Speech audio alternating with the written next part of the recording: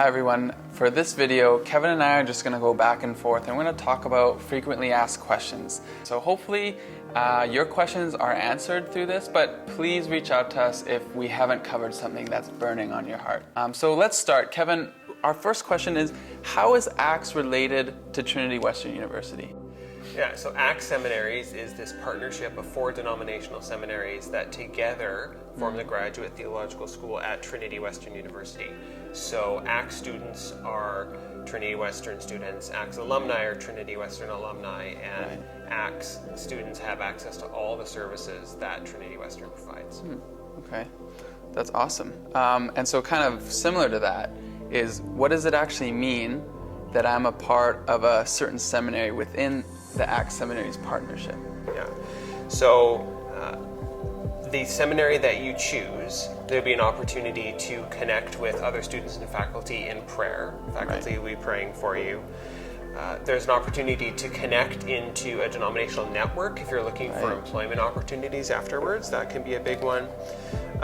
Financial aid as well. Each seminary will have their own financial aid opportunities available to their students. And finally, the seminary you choose to enroll with, that will appear on your diploma alongside of Trinity Western University. That's very helpful to clarify that. Yeah, that's right. Thanks. So as students have registered for the classes or maybe want to pick up a few more classes this term, what are some of the things they need to be aware of as far as class formats? What class format options are available? Yeah, that's great. There's a few options. So we have weekly on-campus as an option, on-campus intensive courses, and online courses. So with weekly on-campus courses, they meet once a week for a lecture, and it spans throughout the full 4 months of the semester. These classes are also offered live stream. So if you can't make it in person, you can just zoom in. So you can do that as well. We also have on-campus intensive courses. So interestingly enough, we actually call that modular courses. That's the official name for it. So that's just from a Monday to Friday, 1 week, about 4 hours a day, you're in actual lectures, and there's often assignments that are due before those lectures and then after those lectures. And then lastly, we have online courses. So anytime you hear that a course is online, it's referring to our ACTS World Campus courses. And they're offered for 8 weeks long, and the material is condensed, so that's something to keep in mind. It's all pre-recorded lectures and discussion forums. You can be in contact with your professor and they can help guide your learning experience that way, but there's no live lectures, if that makes sense. So, okay, that's good. So students are looking at scheduling their semester, their time commitments. How much time should they expect to spend per class each week? Yeah, it's a great question. For the weekly in-person or live stream classes, you guys should be expecting 8 to 10 hours per week, including time in class. For the online courses, because it is more condensed, it's 8 weeks, you should expect to spend more like 15 hours per week, and that's including the pre-recorded lectures as well. So one helpful way to think about it is that for every credit, you should be expecting to spend 40 hours of work total. Yeah, that makes sense. Yeah, so it's kind of a helpful way to think about it. Right. Yeah. Okay. So Kevin, next question. Can I plan out my courses a year in advance? That's something that often is burning on the hearts of students. We want to plan, we want to see what's coming, so is that possible? Can we do that? Yeah, you can. So in February, we will publish our schedule for the upcoming academic year, which will cover summer, fall, and then the next spring, January term. So you'll be able to register for classes at least 3 months in advance.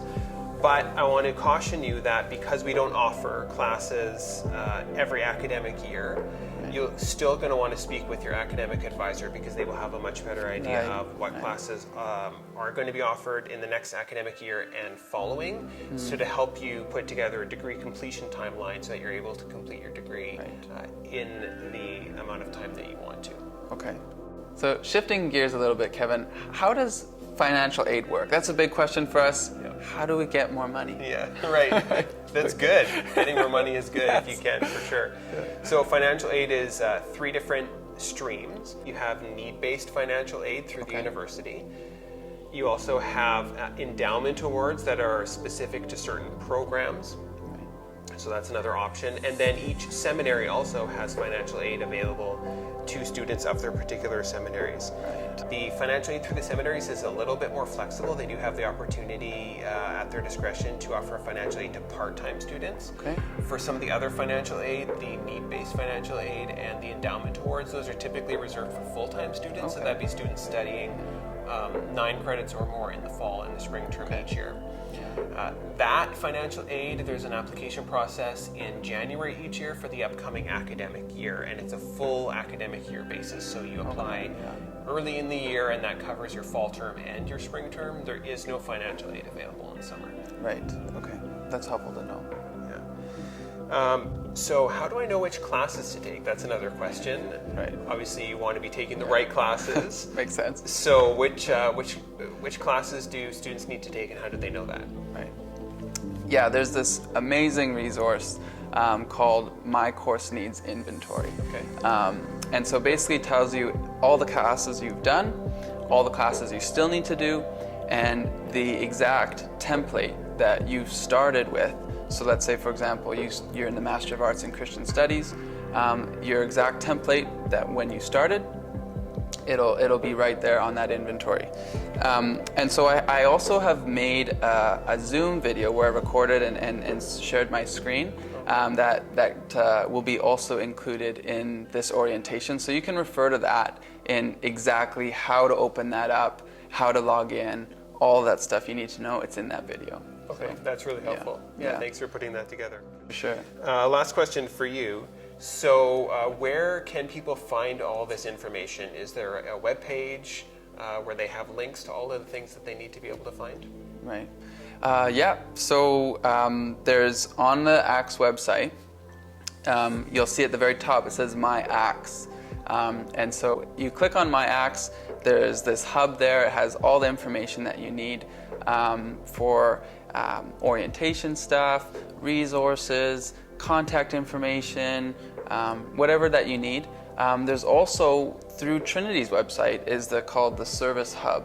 And so with registration stuff, financial stuff, if you have a question for the registrar's office about some course you're doing or payments or something like that, you just go to that Service Hub website, and you can find the answers there, and you can find somebody that's going to help you. So that's a really important piece to keep in mind. Yeah. Okay, that's good to know. Yeah.